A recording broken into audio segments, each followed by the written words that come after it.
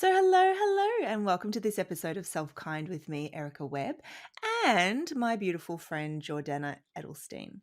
And I was just talking to Jordana about the fact that it's been a little while since she's been on the podcast, but she is a returning guest. The last conversation we had over here was all the way back in August 2020, and that feels a lifetime ago and also just like 1 minute. So go figure. Last time Jordana was on, we talked about loving how you move, and we focused a lot on the conversation around movement versus exercise and finding joy in movement and all of those beautiful things. There's a ghost in the room. Yeah, like And the wind just moved us. just woof. And today we're probably going to touch on like some similar threads, but Jordana's made a bit of a change to the way that she works and what she does. And so I'm going to let her talk a little bit about that, but we're going to dive into talking about body image, our relationship with ourselves. We'll probably touch on our relationship with food, and our relationship with joy. I think we're going to go to all of those places. So welcome back, Jordana. It's so good to see you and so good to have you here. Thank you. I'm super excited to be back. I was shocked when you said it was August 2020. That's basically 3 years ago. Wow. And also equally as interesting to look back, as you mentioned, I was doing different related but different work at that time. Mm-hmm. So I'm so happy to be back on from this new perspective and experience and to kind of talk about all the things you just mentioned.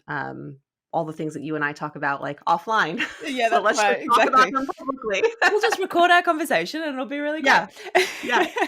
So yeah, you have had a bit of a shift in what you do, and like you said, very much related, very much in line with your previous work, but it is new. So do you want to just tell us a little bit about what it is that you do now and the work that you're helping people with at the moment? Yeah. So I made a shift, a transition from I had taught yoga and movement and strength and somatic movement and all types of movement for about 9 years. And I made a shift about 2 years ago. It was kind of a slow transition into coaching around nutrition and kind of behavior around nutrition and body image. And what's amazing is it very much pulls in a lot of the work that I did around movement and using those skills as a way to kind of reconnect to your body. Mm. And the work I do in coaching is very much skills based around learning skills around what, why, and how to eat. I work a lot with women, very much like myself. This work is very much like your mess becomes your message kind of thing. Um, Women who have been chronic and yo-yo dieters, gaining weight, losing weight, gaining weight, losing weight, all in search of, well, when I lose the weight and I look like this, I will be happy. So working with women who have battled with that for years, often, very often decades. That's my own lived experience with pretty severe disordered eating. Um, and so really helping people learn skills around that, because that's really how you move away from that. We have learned how to eat kind of with a very rule-based approach, because that's what diets are. They're rules. You can eat these foods off of this list at that time. You can't eat these things. You can't eat at that time. And so then we lose all touch with ourselves. We don't know how to make choices. We only know how to follow rules. And when we either can't do it anymore because they're too strict, um, we have upheaval in our lives, we have stress and it's like too much, we've got nothing. And that's why we end up swinging between this all and nothing place of like, screw it. I've got no motivation. I didn't work hard enough. I've got no willpower, when it's not about that at all. It's just about that no one has taught you the skills. We're born with these skills innately, but then they are stripped away from us very early on with what we see around us. Very often things we hear from our parents, which are well-intentioned and well-meaning for sure, but even things like, oh, if you finish your vegetables, then you can have dessert.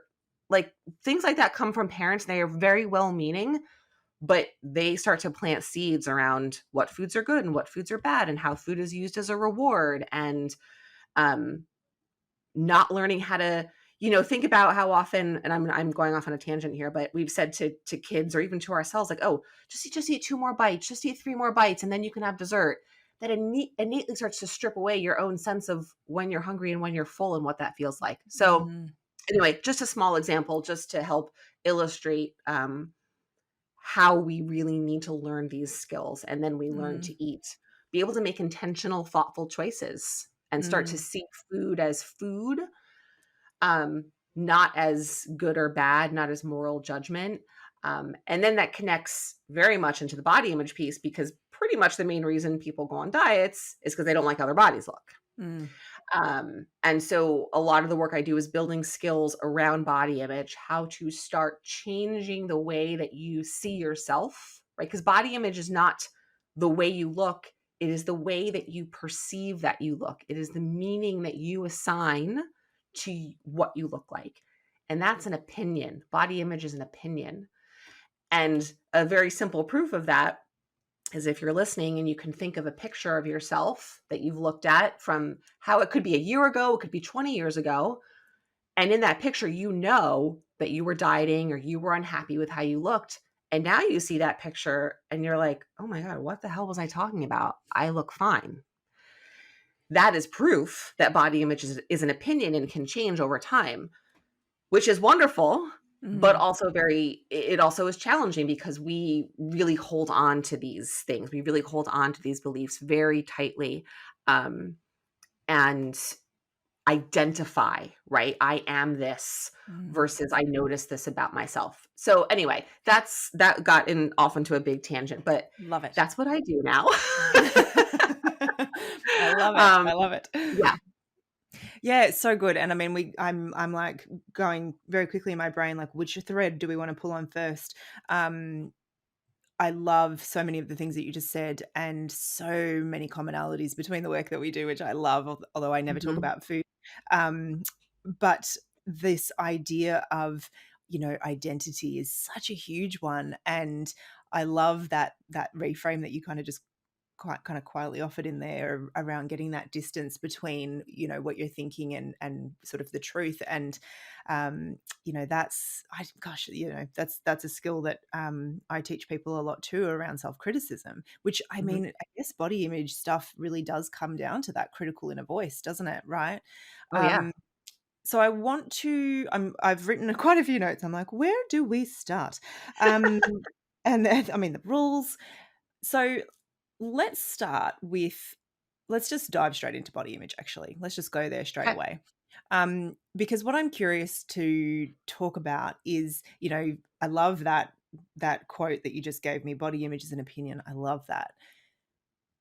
We are not very comfortable as humans with changing our opinion, Mhm. or changing our minds, or being uncomfortable with the fact that maybe there's other ways to view ourselves. So my first question is probably just a yes or no answer, but is it possible to change our opinions about the way that our body looks? So, what I will say is that our opinions come from our lived experiences. Our opinions come from our feelings and our thoughts. Our opinions come from what we see around us. Mhm. Our lived experiences cannot be changed. What we see around us, the culture, yes, is there an opportunity to change those things? But on a day-to-day basis, we're kind of surrounded by messaging. And yes, you can be selective about that, certainly when it comes to social media. And that is actually something really important I talk about. But when we think about, can we change our opinion of ourselves? The way I approach it is kind of less about changing our opinion and more about learning skills to respond to those opinions. And it's Oh. in those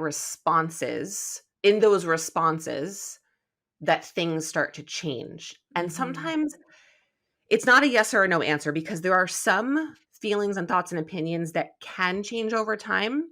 And there are some that won't be changed. But what will happen is the frequency of those thoughts and opinions will go down, and the volume of those thoughts and opinions in your head will go down, Mhm. because you will now have the skills to respond to them. Because right Mhm. now, when we have those opinions about ourselves, and you said the word critical, absolutely. I would even go so far as to say, like, sometimes downright abusive is the Uh-huh. language that we will use to talk to ourselves. Yep. Um, oh my gosh, I just lost my train of thought. I hate when that happens. We will I'm gonna start over with that thought because Yeah, I don't know, when I went off on that abusive tangent, I'm like, "Whoop, that's go so on. wild how that happens."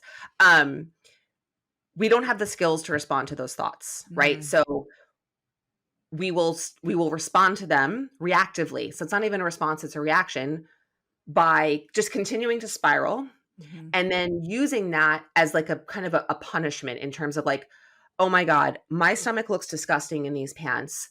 I'm gross. I need to cut out carbs." Right? I'm not gonna have any carbs this week. I need to lose weight. That's a total mismatch, right? Going on a diet changes what you eat and how much you eat. Doesn't change anything about your thinking. It's like I sometimes will make the analogy that going on a diet to feel better about your body is like drinking water when you're tired. mm, They're totally mismatched. You might think that drinking the water in that moment will like wake you up and refresh you, but it won't. You'll drink the water and 5 minutes later, you'll still be exhausted. Just like mhm, you'll go on the diet and for a week or two, you'll be all jazzed about like this new, like the novelty of the diet. And right, maybe you'll lose a couple pounds. And then because it's so strict and restrictive and um, really kind of coming from this more punitive place, you won't be able to keep up with it. And then you'll be like those miserable abusive thoughts will come back. And so what we really need is a way to respond to those thoughts. And that's how the opinions can change.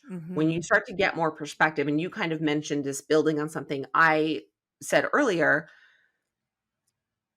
opinions are opinions and facts are facts.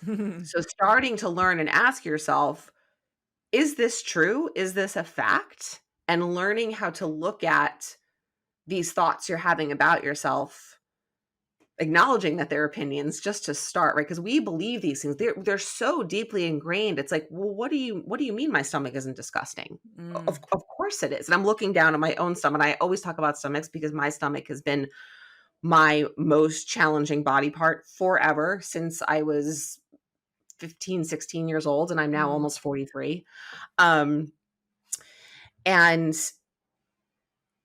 asking ourselves, is this an opinion or is this a fact? Is a skill that we start to work with. And then we start to learn how to reframe maybe a phrase like, oh my God, my stomach is disgusting. These pants look terrible on me, to my stomach is a little bit fuller right now and these pants aren't the right size for me, right? mm, Fact. Stripping mhm. out the emotion. And it's doing that over and over and over and over and over and over and over again forever for the rest of your life. We talked about this a little bit when we were emailing. Um, that will slowly start to change that opinion Yeah. or lower the volume or lower the frequency. It kind of depends. I've had certain opinions about my body that have definitely changed, and I've had some that are still there at a lower volume, a lower intensity, but that will also wax and wane. Sometimes that intensity will pick up. Sometimes that volume or the frequency will pick up and that volume will pick up. And then I have to work. I have to really do the work. Mhm. And then it'll kind of wane or wax or whichever one is the one where it goes down. I can never remember. Waning, yeah. Wane. Okay, thank you. So that was a very long answer to your, is it a yes or no? No, I was being a little bit cheeky and saying it'll probably be like yes or Yeah. no because Yeah. I knew it was probably somewhere in between. Yeah. But I love that because, this is one of the things that I come up against come up against is probably a little bit of a harsh way to say it, but this is one of the things that comes up in my work with clients too, is it's like we want to have this moment in time where we go from being critical to being kind, or we go from being Hmm. harsh on ourselves to feeling loving towards ourselves. And my personal experience has been very much the same in a different way, around sort of self-criticism. I still feel those thoughts, like I still have those feelings Hmm. regularly, I would say. But like you say, I love that analogy, like the volume is down and the frequency is down and my responses are so well practiced that it never tends to derail me the way that it used to. Hmm. And I think that's such a important thing for people to hear, because so often we just hear people, "Oh, I tried it," or "It was too hard," or "I couldn't do it," or whatever, when it comes to sort of changing our ability to respond. And so hearing that, like, even people who've been practicing this for like literally years and years and years, are still practicing. I think that's Mhm, really important for people to mhm, understand that, there is no magic switch that we flick and suddenly all of those things are gone. mhm. How we wish that were true, but it's not is not the human reality. So I I know. really appreciate that dose of realism because I think sometimes we believe that we're just missing the magic ingredient, right? We just haven't found the thing yet. And it's like, no, Mhm. here it is, but you are going to have to practice. You are going to have to come back to this time and time again and be uncomfortable probably in that process a little bit as well, right? Yes. Yes. Mm, 100%. Absolutely. And one of the things that makes that awareness or that understanding of that so challenging is we live in this world of like before and after photos, especially in this mm, space around fitness, wellness, changing your body. And we see those photos and then we think we see the after picture of someone and we just think, "Oh, look, they're in a smaller body now. They must have such a wonderful life. They must be so happy. Everything must be good." mm. And because we have no way to visually represent what's happening in our minds, what are our thoughts and our feelings, what are our skills, what are our behaviors around any of this, we can only see a visual representation. And I understand like our human brains in some way respond to that.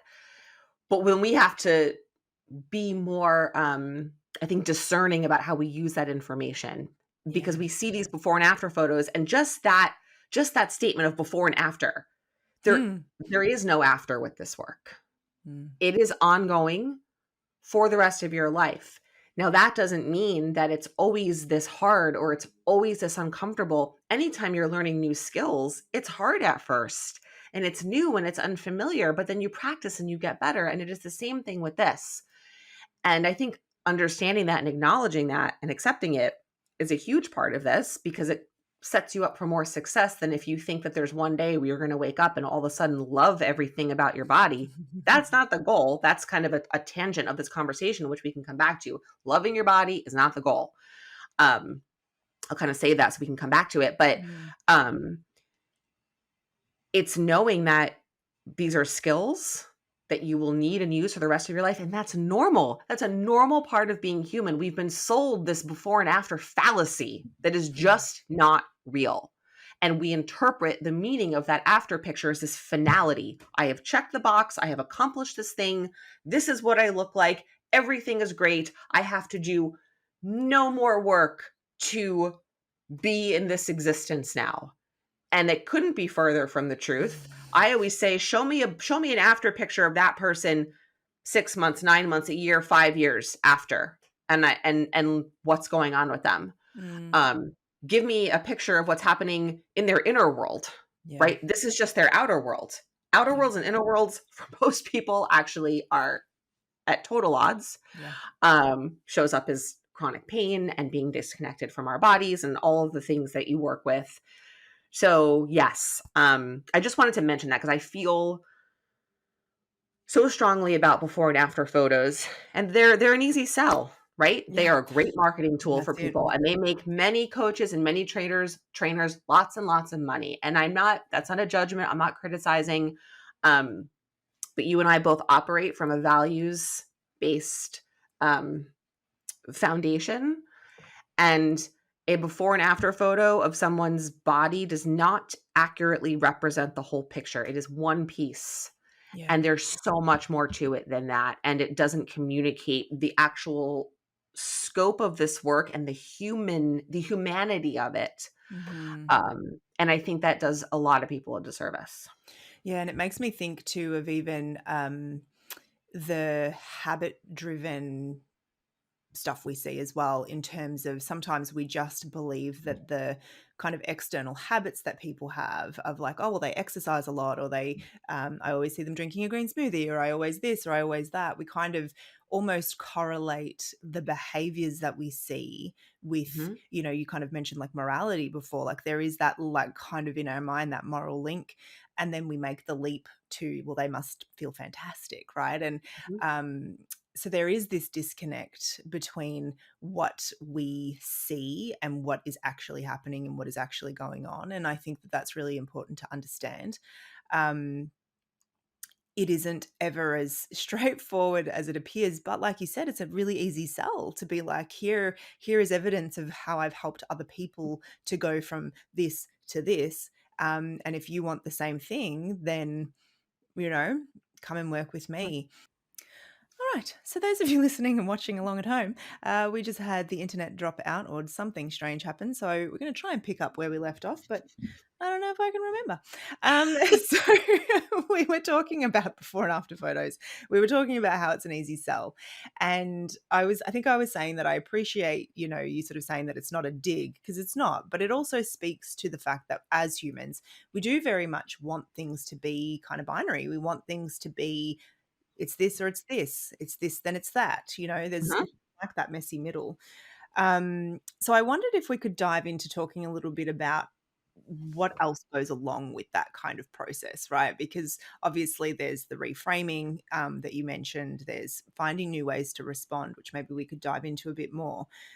But I know that you talk a lot as well around, finding things that you find joyful, kind of like kind of expanding your awareness beyond Mhm. your body and your Mhm. image as well. So do you want to talk a little bit about that? And then hopefully we'll pick up the thread again from the Yeah. connection. Yeah. So one of the really big skills around this is starting to understand that your body is not just an object to be looked at or just an object that has a look to it. And that's not to say that it's not okay to care about how you look. We all care about how we look. But this is understanding that you are about so much more than that. Mm, Um, and it's about finding ways to reconnect with your body as like a body, as your home, as this amazing being that lets you live, that literally lets you do anything that you do in your life, anything wonderful that you do, and of course anything sad or hard that you go through happens because you have a body. Any joyful moments, any amazing experiences, anything that makes you feel good, that tastes good, your favorite music, dancing, so getting into like the specifics of what that looks like is starting to acknowledge, and this can very simply be like a list that you write of ways that you kind of use your body and are in your body to experience moments and things, for lack of a better term, that make you happy, right? So for me, I love to dance. And that's not, I'm not like someone who's like, was like a dancer, not at all. I danced as a kid. I was 13, then I quit and I kind of rediscovered it as an adult about 4 years ago. And now it is a regular part of my life and I love it because I just love to dance, but also it's been a huge piece of this work for me because it helps me reconnect to myself, to move and to feel and to hear the music and to feel how that gives me a way to sort of like translate, or I'm going to say express myself, which sounds like a little woo woo, but not, I guess not if mm, you're like a dancer or an artist, but just to reconnect and be in my body in a way that isn't about how I look, right? It's not about mm, performance. And even when I go to a class and I see myself in the mirror, I really don't even give a crap about what I mm, look like. I'm just like, I'm moving and I'm having a great time. And there have been times where I've been in these dance classes and an amazing song comes on and we're doing these steps and I will feel so overjoyed that I'll get like tears in my eyes. And having that type of experience is such a powerful way to understand and kind of relearn that your body isn't just its size and its shape. It's not just what you look like. It is mm, I'm going to use the word vehicle, although that's not really the right word, um, to let you live. And when I say live, I mean really like live and experience. And these could be things like, think about like if you have a pet and you like snuggle or pet your dog, or you read with your kid, or you travel somewhere and see a beautiful city and you walk through a city, or if you play music or you write or you enjoy delicious food. All of these things are things that you do with your body that have nothing to do with what your body looks like. mm, And yet we then made our appearance, our size and our shape to be the thing that we derive so much of our self-worth and happiness from. Yeah. And we kind of cast all these other things aside as like, like, okay, fine. Like, yeah, those things are nice, but we don't know how to um, really use those things as a way to have right self-worth Mm. because we're very disconnected. And we can talk about this too. Like, I think many of us are kind of very disconnected from our values in a way that applies to ourselves. Like, if you have Yeah. kids, you want to teach your kids good values and what that means to you. But then when it comes to ourselves and making choices, we're ready to throw those out the window Yeah.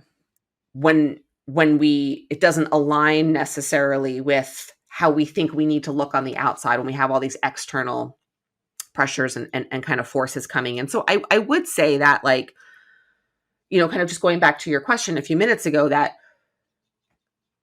identifying and understanding your values and noticing whether the choices and the way that you're talking to yourself, right, that abusive critical language, it's not going to be in alignment with anyone's Anything. values pretty much ever.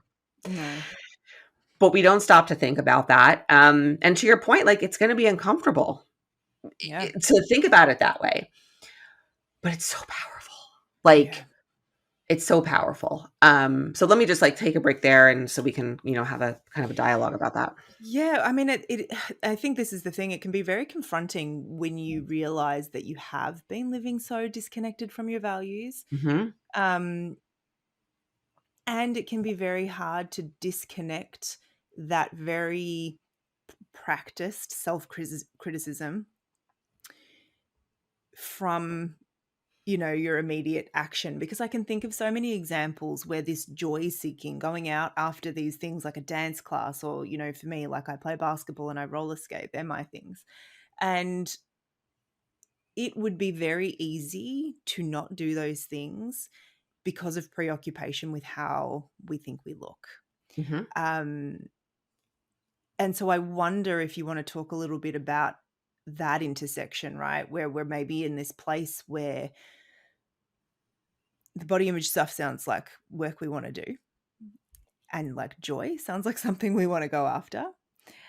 But there's also this sort of like, how do I get past my own stuff enough to be able to engage in something that feels scary at the moment, because my body image doesn't almost allow me to do it, right? Because I Hmm. don't want to put the whatever clothing on to go and do that activity. I'm worried people are going to laugh at me. Hmm. I'm worried I'm going to make a fool of myself. Like, what's that in between stage, I guess, where maybe we're not yet quite getting the joy, because we're actually, Yeah. a bit like, are people looking at me? Do I look bad in this? Am I, all that sort of stuff. What's that look like? That's a really good question. I don't think anyone's asked me that before. Hmm, okay. But as you were talking, what I was thinking is that there are so many different skills around this that are available. And it's always about starting really small. Mm, To your point, because it is so confronting and it does feel so uncomfortable, that if you've been someone who, let's say, really wanted to go to a dance class, but have felt like because of the way you feel about the size and shape of your body, that it's like, I couldn't possibly do that. I totally get that. So there's a lot of places to start between that feeling and actually walking into the dance class. And a lot of that can be just starting to notice the way that you're talking to yourself, right? mm, And intercepting that. One of my favorite skills to use to kind of intercept that is to think of someone in your life that you like, your most favorite person. If you have a kid, it could be your kid, it could be, and it doesn't matter who it is. And ask yourself, would I talk to this person the way that I'm talking to myself right now? The answer is going to be no. You wouldn't do that. And so then it's like, well, why is it okay to talk to ourselves that way? Which is like another piece of the conversation. But that skill in and of itself starts to become a way that we have to interrupt those thoughts. It doesn't mean that we shut them off. It doesn't mean they go away. It doesn't mean they don't come back. That's not how our brains work, unfortunately. To your point, it'd be great if they did, but that's just mm. not how the human brain has evolved to work. These things are very, for many of us, years, decades, and decades. We don't just flip a switch and turn it off. Um, but we do have to learn to respond to them. So having a skill like that, noticing that you're standing in front of the mirror or you're saying to yourself, "Oh my god, I really want to go to a dance class, but I'm so disgusting. I can't if I put on those leggings, everyone's going to see my cellulite. They're going to think I'm gross." Right? Some version, some variation of that. If you're listening, you're probably nodding your head and saying, "Yes, I've thought that to myself." Right? You might not be ready to walk into the class. Totally get it. Can you interrupt that and say, would I talk like that to my best friend? No. Why is it okay to talk to myself that way? And just start practicing that Mm. over and over and over again. As often as you can, as often as you notice those thoughts coming up, practice responding to those thoughts with that skill. That is how you start to change, right? Because you start to then question the way that you're talking to yourself, which then opens up the space to speak more kindly to yourself. And as you speak more kindly to yourself, that will start to shift the way that you see yourself. And Mm. again, this I think actually could be a good segue to talk about something I mentioned earlier, which is that the goal is not to love your body. The goal is not to walk into a dance class and see yourself in the mirror and be like, "Oh my God, I look Mm. fantastic. Like, look at me." The goal is to be neutral. Mm. And neutrality, because there's this whole body positivity movement out there. And I think that has actually thrown a lot of people for a loop or through a loop, whatever that expression is. Because people are on this one end of the spectrum where they're like, "Oh my God, I'm so miserable in my body," that to get all the way across to positivity feels like traveling across the world. Mm. When it's no, you actually only have to get kind of like halfway. You just need to get to neutrality where you're not relying on your body to feel good about yourself, to have that self-worth. So that, right, again, like acknowledging that and understanding that as you have these skills and you start to move towards that, you'll be in a better place to say, "Okay, well, I don't have to love my body to go to this dance class. I don't have to love the Mm. way that I look. I need to acknowledge that I'm speaking negatively to myself and start learning the skills to speak more kindly to myself." And that starts to create the space to consider that, right? It's a Mm. process. But one thing kind of leads into the next. So that is how I would approach it. Yeah, I really like that.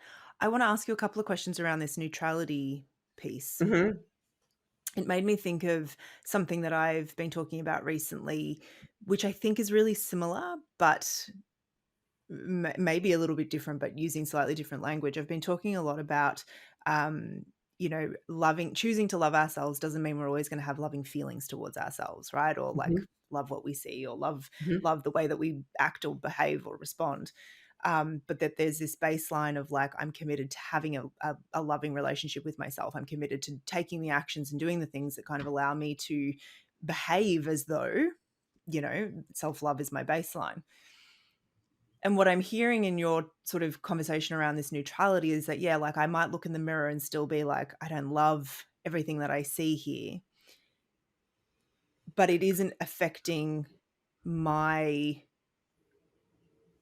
vision of myself, or like my, that deeper kind of understanding that I am still worthy and worthy of the care and the joy and all of that sort of stuff. mhm. Have I understood that correctly, or is there a Yes. piece there that I've missed?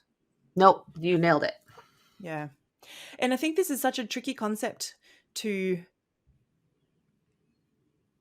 I don't want to say it's a tricky concept to grasp, because that makes it sound like I'm saying that we're smart and you're not. But like it feels like for me, it's been a concept that's taken me like truly decades to really get. Um, because I was so focused on gaining my own approval through my actions, right? Like I was so focused on just trying to be a good enough person. Mhm, I'll like myself more when I no longer break out. I'll like myself more when, whatever it is. Um, and so to flip it is such a novel way to look at ourselves, right? Um, I wonder, do you find with clients that you come up against that resistance of like, well, hang on, I can't get to neutrality because look at this, like look at my reality. I can't feel neutral about these things that I hate. mhm. Like, do you come up against that a lot? So What's interesting is that I'm answering your question, but like a little bit roundabout. Love it. Most people come to work with me because of their relationship with food. And Mm, then that leads us into work around body image. okay. So not everyone, to be honest, is totally aware of how negative their body image might be because it's very insidious. And we've also really normalized this. And we've Mm, normalized it through before and after photos, through um, the prevalence of quick fix diets, of 30-day shred programs, of idealizing one female body type as the one. So mhm. then we think I'm the problem, and that's it's become normalized. So I think a lot of women actually think that the way they talk to themselves isn't a bad thing because if it'll push them to look like that body, that's a good thing. Yeah. It's like a whole undoing of all Mm, of this. So when I work with clients, the body image piece kind of comes up a little bit into our work together, mm, because it is much more. I'm not going to say much more because the relationship with food stuff is very very deep seated, but the food piece is almost in a way more tangible because it's like mm, you're eating food. You can see the food that you eat. It's a very tangible kind of tactile behavior, whereas yeah. body image is all in our inner worlds. It's all internal. There is no tactile. And I shouldn't say that because some of the skills around movement can make it tactile as a way to reconnect to your body, but there's still um it's still not quite as I guess obvious is the word Yeah. I'm looking for. So to answer your question, because people don't necessarily come in saying, I have really bad body image, I need help. I don't actually think that's Mm, happened yet once. I'm trying to right. think of like all the people I've worked with. It always comes up. It just takes Yeah. some time. Yeah. People start to Okay. connect dots. Mm, And when people come to me and they're like, I want to lose weight, great. You're an autonomous person. We talk about that. We talk about why. What are your values? How does it connect back? For some people, losing body fat is an act of self care and self love. If you have been eating in a way that is not serving you, that is not skill based, um, if for some people losing weight is an act of self punishment, right? mhm. There's this big thing out there right now in the anti diet culture around like, if you want to lose weight, you're contributing, or there's if you want to lose weight, you're contributing to diet culture. Like it's become an all or nothing black and white thing, just like you said before. Mm, And that's not, it's way more nuanced than that. That's stripping away people's autonomy. I have many clients who have said, like, is it okay if I want to lose weight? Like, I feel like you're not allowed to do that anymore. Like, it's kind of mm, wild. Um, like I said before, losing weight's not going to change your body image.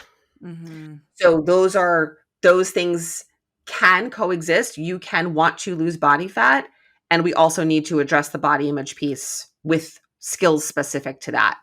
So Mhm. that was a little bit of a tangent, but relevant because it was just kind of spoke to a little bit like the journey that people go through, I think, to Mm, realize because I really like I come back to that these behaviors around food and these thought patterns are so normalized. Like think about women often connect and will commiserate with each other over their bodies. yes. Like women will be like, "Oh my god, I look so disgusting. Look at my cellulite." And the friend will be like, "Oh my god, me too. Look at my tush." And then the other friend will be like, "Oh my god, mine's even worse." How many Yeah. times have we done this? And if you're listening, like I know you're nodding your head because that is the existence of being a woman. So we think that's normal.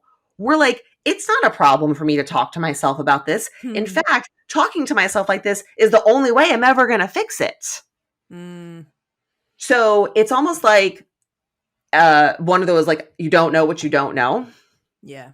That's why I'm so grateful to you for offering the space to have this conversation because I hope that some people will start to realize, oh my God, hold on a second. Like Mm, I gotta unwind all this. I think I was thinking about this all backwards. Like it's like flipping everything on its head. yeah. Um, like it's normal to think those things, and like that's the culture we've been brought up in. That's what you've seen, that's what you've heard, so that's what your brain's going to do. But it's not normal in terms of your mental health and your emotional well-being. Yes. Um and that's where the work is. So that Yeah. was, I think that answered your question kind Yeah, of. absolutely. Absolutely. And it's yeah. Yeah, absolutely. I wanted to go off on a tangent, but I actually want to come back to something you said instead. Um, I want to ask you a little bit, given that it is the thing that tends to lead people to you most often. This you sort of said it was people's relationship with food rather than their relationship with their body that tends to Mhm. be the thing that is the driver of like, I need some support. Can you tell me more about that? I have got my eye on the time, so I will be mindful. But I guess just because, sort of thinking about the fact that we are kind of unraveling from the from back to front here, Mhm. what is that kind of relationship with food that might lead someone like, whether it be me or someone else, to be like, oh, this relationship with the way that I'm eating isn't supporting me either in my values or, the way that I want to feel or whatever it might be. Mhm. What is that disordered sort of relationship look like? Because I think we have a very sort of, like my growing up, my understanding of like, I guess that sort of disordered relationship with food was very much limited to, you know, anorexia and bulimia. Mhm. It was Mhm. it was just it was just that, like, which Mhm.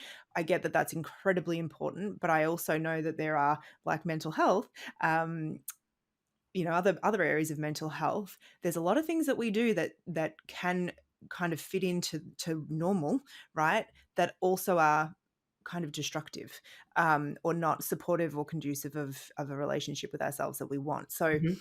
long question, but what does that tend to look like? What you said at the end captures so much of it. I've talked about this a little bit. Right, anorexia, bulimia, binge eating disorder are what are called clinical eating disorders. And pretty much the world has kind of had this point of view that if you don't fall into that category, if you've not been diagnosed with a clinical eating disorder, then you're good. Mhm. Black and white. You either fit into this category or you're fine. Mhm. And there is a huge percentage of women. The most recent data I've seen is in like the 60% of women who have experienced and or currently engage in disordered eating behaviors, right? So again, there is a spectrum. Yeah. Um, right. And disordered eating looks like kind of an obsession and a preoccupation with food where you are, most people are coming from a yo-yo dieting background, right? Where Mm. you are, um, have gone on a diet at some point in your life, and then that has kind of started to created this pattern of like swinging you back and forth because the diets are by nature restrictive and rule based and kind of take away your autonomy and your ability to make intentional choices.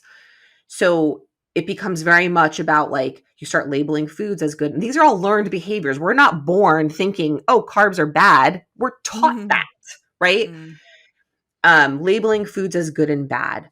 Um, being very getting some people get very obsessed like with numbers, whether it be tracking macros or tracking calories. And this goes off into a separate thing. Some of these things are not inherently bad. It's the reason why you do them, which comes Yeah. back to the values thing, right? Like Yeah. tracking your macros, which means tracking the amount of intake you have of protein, carbs, and fats, is not inherently bad. For some people who don't have a history of this, it can be really beneficial if you're trying to eat enough protein every day or you're trying to just making sure you're getting enough nutrition to feel really good in your body. However, for some people, there's a meaning assigned to that. And it's like, oh, if I go off by 1 gram on my numbers, I've blown it for the whole day. Well, now I've screwed up. So I might as well just say, screw it. And I might as well just eat everything in the pantry. And then tomorrow we'll start again. Tomorrow will be really good. Right. It's Mhm. that to try and encompass it into like broad terms, it's very much all or nothing black and white thinking around food. Yeah. Um, a feeling of obsessed of obsession with food and feeling trapped by food. Like the Mm. food controls you. Like the food controls your behavior. Things like panicking about, where you're going out to dinner because they're not going to have something that fits what you're allowed to eat, or going to a friend's house for a barbecue. And again, same thing, like I can't eat anything here, or, eating your special, I mean, I did isogenics, which is it's like a shake based diet weight loss Mm. thing. This was many years ago. And I remember like making sure I had my shake before I left and then not eating at the barbecue, or even saying I can't go because I can't eat any of the food there. So there's kind of a, definitely a spectrum of behaviors, but to kind of really capture the feeling of it, because if you have experienced it, you will know it is this obsessive preoccupation, feeling trapped and controlled by food. Mm. It's a feeling of you can't make your own choices. You are not in control. The food is controlling you. And that's why when people talk about they feel out of control, because they have no skills, because they're kind of at the mercy of like, one of the big things that people struggle with is having like sweets in their houses at home without like binging on them. And then someone brings something in and they binge on it, they overeat it, and they say, oh, see, I have no self-control. This is why I can't have this around. That's not it at all. You just don't have the skills. But Mm. it's that feeling of sitting on your couch watching TV and knowing there's leftover cake in the fridge and you can't focus on the TV because all you can think about is that cake. That cake is controlling you in that moment. So that kind of, I'm hoping kind of sort of starts to capture it's almost more of like the feeling of disordered eating Mm. versus all of the behaviors, because there's so many. I could spend the entire Yeah. time we've been on this podcast listing through those. Um, it's a it's a terrible it's a terrible way. I'm trying to like find the right words because I lived it for so long, and I in this moment I can't even accurately articulate it. That's how hard it is. Mm. It's not a fun way to live, where you Mm. are planning so much and making so many decisions in your life around how to like deal with food because you have no skills. And then you're controlled by that thing. It's yeah, so that's kind of how I would, I think, best articulate that. Mm. I really appreciate that explanation. And I'm glad that we had this conversation in the order that we did, actually, because I think hearing that kind of towards the end, it's really easy to draw the lines between why the body image work is so Mhm. integral to that. Um, and I think it's really this idea that we are being controlled. It's interesting because, you're sort of talking about you're controlled by that food, and it's like, yeah, and it's that skill to be able to respond to those thoughts. And I know you Mhm. teach a lot of other things too, so I'm not trying to bring it back to just one skill, but I think of the people that I work with, and a lot of the time what they say is that, I just don't seem to be able to find a sense of peace within myself. And it's that same thing. It's because we feel controlled by these thoughts that kind of go left unchecked, right? They Mhm. go, it's like we have no ability to be in a different relationship with our thinking mind. Yep. So I really appreciate that explanation. And for anyone who was watching on video, they could probably see what you meant, just through your body language, um, in terms of the difficulty kind of articulating it, like, so sort of saying it was a feeling. I could see that in your body. Mhm. Um, and even if it's not food, I think I'm sure that a lot of people listening understand that feeling, whether it be Mhm. related to food, self-criticism on some other level, whatever it might be. An awful feeling to feel like you have no choices. Yeah. It's Yeah. it's paralyzing in some ways. Well, yeah, exactly. Yeah, by its very nature, it is, isn't it? Mhm. I feel like I could talk to you for ages, and when I look at the I timer, I'm know. like, how has this been this many I feel minutes like we've been on already? for 5 minutes. I'm I like, know. "What? An hour?" I'm sorry, time, but what are you? It is distressing to me that it goes so fast, but here we are. Um, so I appreciate you so very much. Thank you so much for taking this time to talk to me. I would love for you to give people, an idea of where they can find you to find out more, because I know whilst we have been talking for an hour, there is so much left unsaid, and you share so much unbelievably valuable, like tangible, put in place today kind of stuff. So where can people find you? And yeah, we'll go from there. Okay. Thank you for having me. First, it was a pleasure. I'm so grateful to have this space and to have these conversations with you. You always bring out so much in me with the questions you ask and the thoughts you share. So thank you just as much. Onto the logistical piece. I have a website, obviously. It is jordanaedelstein.com. Erica will link it in the show notes, so I won't waste the time to spell it. I have, share a lot on Instagram every day. I share a lot of content, a lot of skills. I have a podcast also called The Diet Diaries. I publish a new episode every Monday. Erica has been a guest twice. There's a lot of good stuff in there. And I have lots of freebies, which you'll find on my website and in my Instagram. I love hearing from people. Send me a DM, send me an email. All the info's online. But yeah, that's where I am in the world of the internet. Yes, love it. And yeah, if anything that Jordana's talked about kind of has sparked some thoughts, absolutely go and find her, because like I said, her information is super useful and very regular as well. So anything that you want to kind of like leave us with, Jordana? Anything that you feel like we didn't get a chance to say that needs to be said, or anything you want to reiterate before we say goodbye? I would just say that whatever you're going through right now, whether it be around food, your body, or both, know that you're not alone. Know that I'm here. I'm going to start crying probably. There are literally Mhm. millions of other women going through the exact same thing right now. And many of us have just been too afraid to say it because we thought we were the only ones, or we thought that we were the problem. You are not alone. You don't need to be alone. Find people, whether it's people in your life or people online. I'm one, sample size of one right here, to reach out to connect to, so that you know that you are not alone.